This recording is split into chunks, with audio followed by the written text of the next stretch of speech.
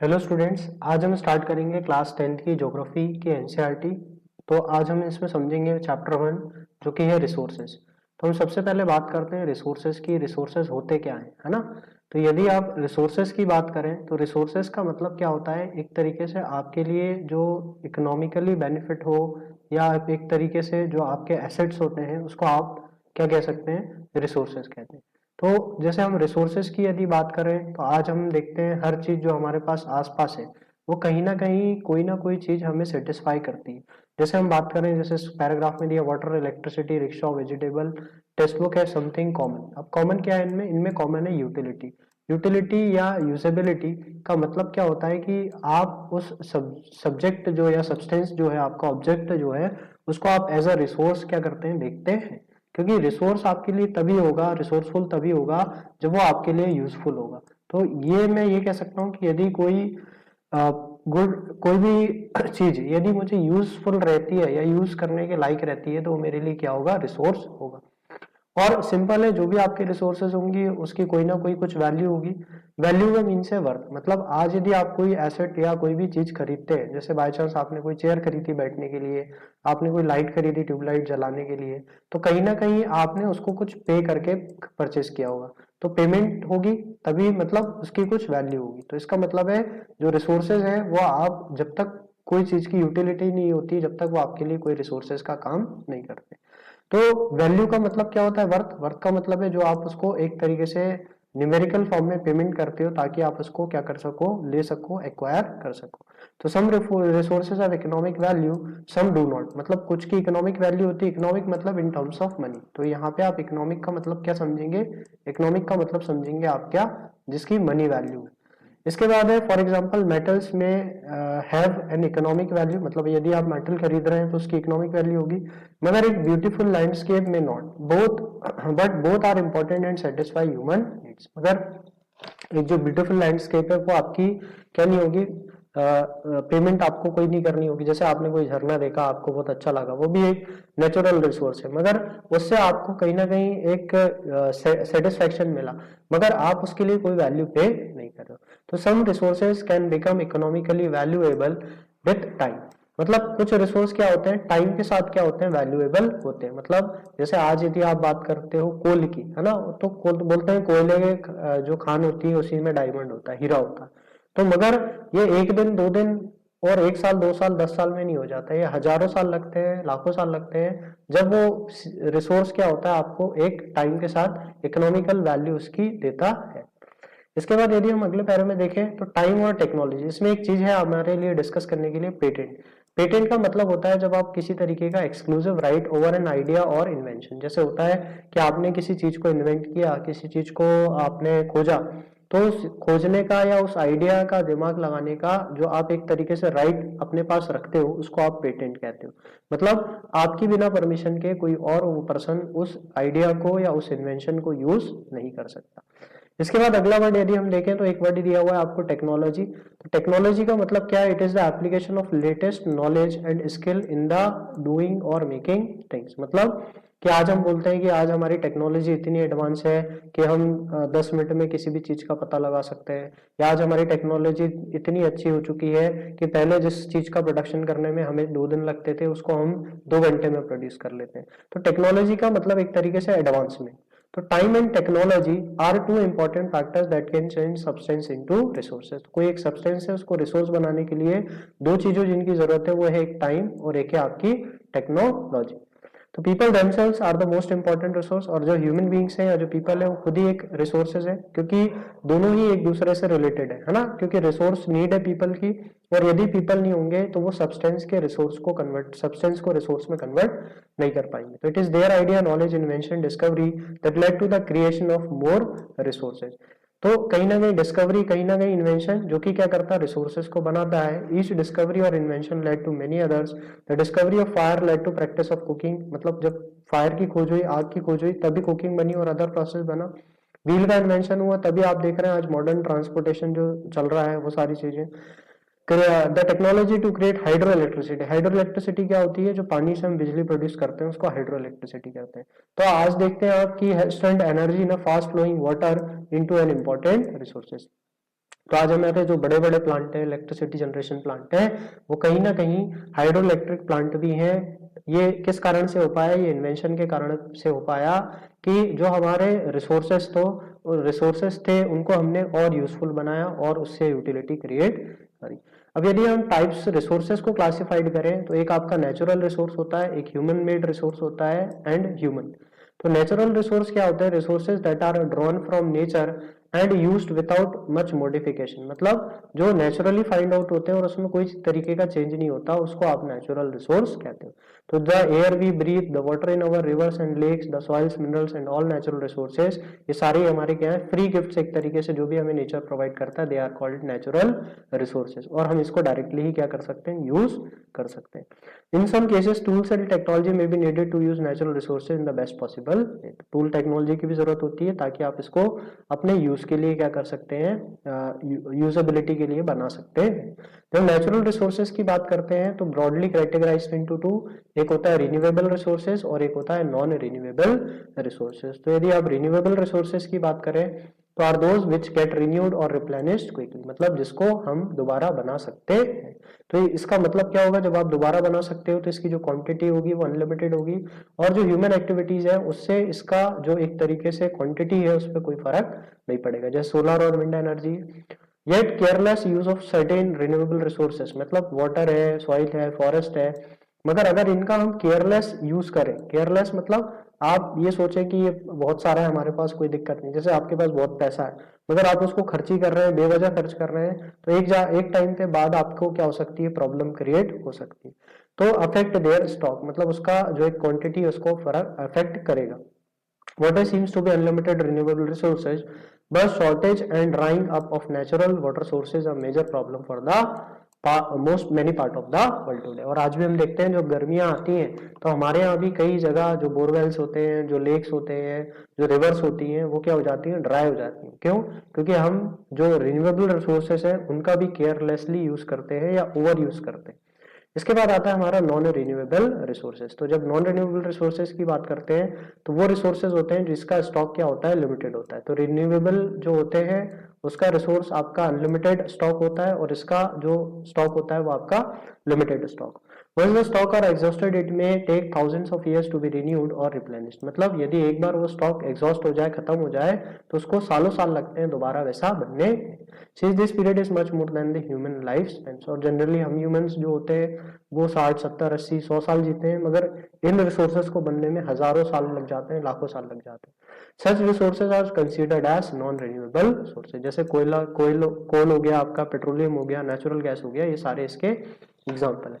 अब यदि stock of resource की बात करें तो स्टॉक का मतलब क्या? It is the amount of resource available for use. तो यूज के लिए जो आपके पास रिसोर्स अवेलेबल है उसको आप क्या कहते हैं? स्टॉक कहते हैं। The distribution of natural resource depend upon number of physical factors. Physical factors जैसे टरेन, टरेन का मतलब होता है उसका जो लैंड फॉर्म होगा, इसको आप टरेन कहेंगे, है ना। इसके बाद दूसरा क्लाइमेट, क्लाइमेट का मतलब है जो मानसून की उसकी कंडीशंस होंगी, उन मानसून की कंडीशन के हिसाब से वो रिसोर्सेज क्या होते हैं? जनरेट होते हैं या रीजनरेट होते हैं। इसके अलावा एल्टीट्यूड, एल्टीट्यूड का मतलब होता है आपकी हाइट जो है जमीन से, उसको आप एल्टीट्यूड। तो the distribution of resources are equal because this factors differ so much over the. तो यदि हम इंडिया की बात करें तो जो नदर्न है वहां पे हिमालयाज है ना। यदि हम सेंट्रल पार्ट की बात करें तो प्लेन्स है ना। अगर हम साउथ पार्ट की बात करें तो वेस्टर्न हिमालयाज और ईस्टर्न हिमालय, वेस्टर्न घाट्स और ईस्टर्न घाट्स है। तो कहीं ना कहीं कोई रिसोर्स किसी एक एरिया में ज्यादा पाया जाता है और किसी एक एरिया में कम पाया जाता है, तो वो उसके फिजिकल फैक्टर्स पे डिपेंड करता है, that is terrain, climate and altitude. अब इसके बाद बात करते हैं ह्यूमन मेड रिसोर्सेज की। तो human made resources sometime natural substance become resource only when they are originally form has been change. जैसे आज आप बात करते हो आयरन ओर की, है ना, जो एक लोहे की जो खदान है आपकी, आयरन की जो खदान है, तो was not a resource until people learn to extract iron from it. मतलब आपके सामने वो रिसोर्स होगा, मगर यदि आपको उसको एक्सट्रैक्शन करने की टेक्निक या टेक्नोलॉजी नहीं होगी, यदि आप उसको कन्वर्ट नहीं कर सकते, तो वो आपके लिए रिसोर्स यूजफुल नहीं होगा। इसके बाद people use natural resources to make buildings, bridges, road, machinery and vehicles which are known as human made resources. तो ह्यूमन मेड मतलब जो इंसानों ने क्रिएट किया। तो आज आप देखते हैं रोड है, ब्रिज है, मशीनरी है, व्हीकल्स है, तो ये पहले से जनरेट नहीं है या पहले से एक तरीके से जो अर्थ है या फिर जो लैंड है उसमें प्रेजेंट नहीं। आज हम उसको क्रिएट करते हैं, इसलिए आज हम उसको क्या बोलते हैं, ह्यूमन मेड रिसोर्स बोलते हैं। Technology is a human made resource. Technology भी क्या है, एक ह्यूमन मेड रिसोर्स है जो टाइम टू टाइम क्या हो रही है, इवेल्युएट हो रही है, चेंज होती जा रही है। इसके बाद है human resources. People can make best use of nature to create more resource when they have the knowledge, skill and what and the technology to do. मतलब जब तक उसके पास नॉलेज नहीं होगी, स्किल नहीं होगी और टेक्नोलॉजी नहीं होगी, जब तक आप क्या नहीं करेंगे, जब तक आप उस रिसोर्स को यूजफुल नहीं बना पाएंगे। तो that is why human beings are special resource, people are human resources. तो पीपल जो resource, people as a resource, हम कौन से रिसोर्स कहते हैं उनको, ह्यूमन रिसोर्स। और जो ह्यूमन रिसोर्स को वैल्यूएबल बनाएंगे वो होगा एजुकेशन। जैसे अभी हम पढ़ रहे हैं या पढ़ाई करते हैं, कहीं ना कहीं वो हमारी लाइफ में वैल्यू ऐड करती है, वो हमें एक तरीके से क्या बनाती है, हमें एक वैल्यूएबल पर्सन बनाती है सोसाइटी में, या हम कहीं जॉब लेने जाते हैं। हेल्थ, यदि हमारी हेल्थ अच्छी होती है तो हम एक लॉन्ग लाइफ जीते हैं, एक बैलेंस लाइफ जीते हैं और ज्यादा से ज्यादा जो आउटपुट है हम वो देते हैं और वो हमें एक वैल्यूएबल रिसोर्स बनाता है। Improving the quality of people skills so that they are able to create more resources known as human resource development. तो इसी को आप बोलते हो जब क्वालिटी ऑफ पीपल स्किल, ताकि वो और ज्यादा, तो उसी को आप क्या कहते हो, उस रिसोर्स को बोलते हो आप ह्यूमन रिसोर्स। अब इसके बाद एक टॉपिक है आपके लिए कंजर्विंग रिसोर्सेस, है ना। तो रिसोर्स को कंजर्व करने के लिए यहाँ पे आप इससे पहले एक चीज देखें, ह्यूमन रिसोर्स का मतलब क्या दिया हुआ है यहाँ पे, तो refers to the number, quantity and abilities. Abilities क्या, mental and physical of the people, do they are differing views regarding treatment of human as a resource. One cannot deny the fact that is the skill of human that help in transferring the physical material into a valuable resources। तो कहीं ना कहीं हमारा ये जो human resource है वो एक तरीके से हमारी एबिलिटी है, हमारे जो नंबर्स हैं वो कहीं ना कहीं जो रिसोर्सेज हैं उनको वैल्यूएबल, हमें वैल्यूएबल बनाता है। तो कंजर्विंग रिसोर्सेज के पहले हम एक वर्ड डिस्कस करते हैं, सस्टेनेबल डेवलपमेंट। तो यदि हम सस्टेनेबल डेवलपमेंट की बात करें तो सस्टेनेबल डेवलपमेंट का मतलब होता है आज आप प्रेजेंट में जो डेवलपमेंट कर रहे हो उस डेवलपमेंट को किसकी केयर करते हुए, फ्यूचर जनरेशन की नीड को केयर करते हुए कर रहे हो, तो उसको आप बोलते हो सस्टेनेबल डेवलपमेंट। तो carefully utilising resources so that besides meeting the requirement of the present also take care of future. मतलब प्रेजेंट जनरेशन की जो आपकी डिमांड है, जो आपकी एक तरीके से रिक्वायरमेंट है, उसको तो आप पूरा कर ही रहे हो, साथ ही साथ आप जो फ्यूचर जनरेशन है, जैसे आज हम पानी का नल चालू छोड़ देते हैं, मगर जैसे वो नल हमारा पर्पस हो जाता है तो हम बंद कर देते हैं। क्यों बंद कर देते हैं, क्योंकि पानी अगर बहेगा, वेस्ट होगा, तो वहां से हमारे रिसोर्सेस कम होंगे और आने वाली जो जनरेशन है उनको वाटर शॉर्टेज भी हो सकती है। तो using resources carefully and giving them time to get renewed are called resource conservation. ठीक है, तो इसी को हम बोलते हैं resource conservation. And balancing the need of use of resource and also conserve them for the future. यहाँ पे फ्यूचर वर्ड जब भी यूज होगा आपका तो वो वर्ड क्या हो जाएगा, sustainable development. There are many ways of conserving resources, each person can contribute by reducing consumption. जैसे आज हम देखते हैं लाइट चालू है तो लाइट बंद कर देते हैं, रिसाइकल करते हैं, रीयूज करते हैं चीजों को, ताकि क्या कर सके, जो रिसोर्सेज है वो लिमिटेड रिसोर्सेज के साथ हम लॉन्ग टर्म तक क्या कर सकें, चीजों को चला सकें। तो इसमें कुछ प्रिंसिपल्स हैं आपके सस्टेनेबल डेवलपमेंट के। सबसे पहला respect and care for all forms of life, मतलब सबके लिए आप क्या करें, रिस्पेक्ट करें, सबकी डिमांड, सबकी रिक्वायरमेंट के लिए केयर करें। ऐसा नहीं कि मेरे पास वो चीज है तो मैं उसका गलत उपयोग कर रहा हूँ या ज्यादा ओवर यूज कर रहा हूँ। क्यों, क्योंकि मुझे ये लगता है कि ये चीज बाकी लोगों को नहीं मिलनी चाहिए, तो ये सस्टेनेबल डेवलपमेंट नहीं होगा। दूसरा, improve the quality of human life. जो ह्यूमन क्वालिटी है लाइफ की उसको बढ़ाना, इंप्रूव करना। Conserve the earth vitality and diversity. Earth की जो वाइटैलिटी है, मतलब जो चेंजेस आ रहे हैं अर्थ में या डाइवर्सिटी जो हो रही, चेंजेस हो रहे हैं, उसको क्या करना, कंजर्व करना। इसके अलावा जो रिसोर्स का डिप्लीशन है, डिप्लीशन का मतलब होता है कम होना, डिक्रीज होना, तो जो रिसोर्स कम हो रहे हैं इसको मिनिमाइज करना। Change personal attitude and practice toward environment. जैसे आज भी हम देखते हैं कि जो लोग हैं, आजकल नई चीजें चली है कि लोग क्या करते हैं, बर्थडे होता है उनका तो वो क्या करते हैं, ट्री प्लांटेशन करते हैं, वो क्या करते हैं, फूड डिस्ट्रीब्यूशन करते हैं, वो क्या करते हैं, कहीं क्लीनलीनेस ड्राइव चलाते हैं, ताकि वो एक तरीके से अपने जो एटीट्यूड है उसमें भी चेंज ला सकें और अपने एटीट्यूड में चेंज लाके सोसाइटी में जो लोगों का एटीट्यूड है उसको भी इन्वायरमेंट फ्रेंडली बनाते हैं। तो ये एक सस्टेनेबल डेवलपमेंट का प्रिंसिपल है। इसके बाद enables community to care for their own environment, तो कम्युनिटीज को क्या, ताकि वो अपने इन्वायरमेंट की क्या कर सके, केयर कर सके, क्योंकि हम जहाँ रह रहे हैं यदि हम उसकी केयर नहीं करेंगे तो हमारा जो इन्वायरमेंट है वो हमें रहने लायक नहीं बचेगा। तो ये आपका पहला चैप्टर था। इसके अलावा एक लास्ट पैरा है, the future of our planet and people is linked with ability to maintain and preserve the life support system that natural provides, है ना, nature provides. Therefore, it is our duty to ensure all the resources of renewable resources are sustainable, है ना, all the uses of renewable resources क्या होने चाहिए, sustainable होने चाहिए। The diversity of life on earth is conserved, बचा के रखें हम इसको। The damage to natural environmental system is minimized। तो आज हम देखते हैं हमारे भारत में भी इतने सारे जो एक तरीके से एनिमल्स थे, फौना था, फ्लोरा था, वो कहीं ना कहीं डैमेज हो रहा है, और गवर्नमेंट और जो कम्युनिटी है, जो ह्यूमन बींग्स है, वो कहीं ना कहीं प्रैक्टिस कर रहे हैं कि आज भी हम उस चीज को क्या कर सके, कंजर्व करके, संरक्षित करके रख सके। तो ये हमारे रिसोर्सेज थे, और रिसोर्स एक बहुत इंपॉर्टेंट पार्ट लाइफ में प्ले करता है। जैसे अभी कोविड हुआ था तो हमने देखा कि कई चीजों की सप्लाई कम हो गई, और उस सप्लाई से बहुत बड़ा फर्क जो लोग थे उनने सीखा। साथ ही साथ जो एक तरीके से हमारा जो इन्वायरमेंट था उसको एक तरीके से क्या होने का, दोबारा रिप्लेनिश होने का टाइम मिला। तो काफी अच्छा उसका पॉजिटिव इफेक्ट भी था नेगेटिव के साथ साथ। इसके बाद है आपका question, answer the following question, है ना। तो ये आपको बताना है sustainable development, why human resources are important, resources conservation, है ना।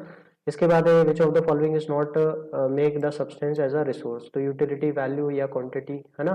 इसके बाद which of the following is a human resource, तो इनके आंसर आप कमेंट सेक्शन में हमें बताएं। और यदि आपको ये वीडियो अच्छी लगी है और आपको यदि और भी ऐसे वीडियोस चाहिए हैं तो आप हमें कमेंट करके ज़रूर बताएं। साथ ही साथ आप जो अपने साथ वाले हैं, क्लासमेट्स हैं, उनके साथ भी इन वीडियोस को शेयर करें, ताकि नॉलेज के साथ साथ वो एजुकेट हों, और जो भी रीजंस हैं हर चीज़ के पीछे, जो भी तरीके हैं पढ़ने के, हम आपके लिए उसको इजी बना सकें।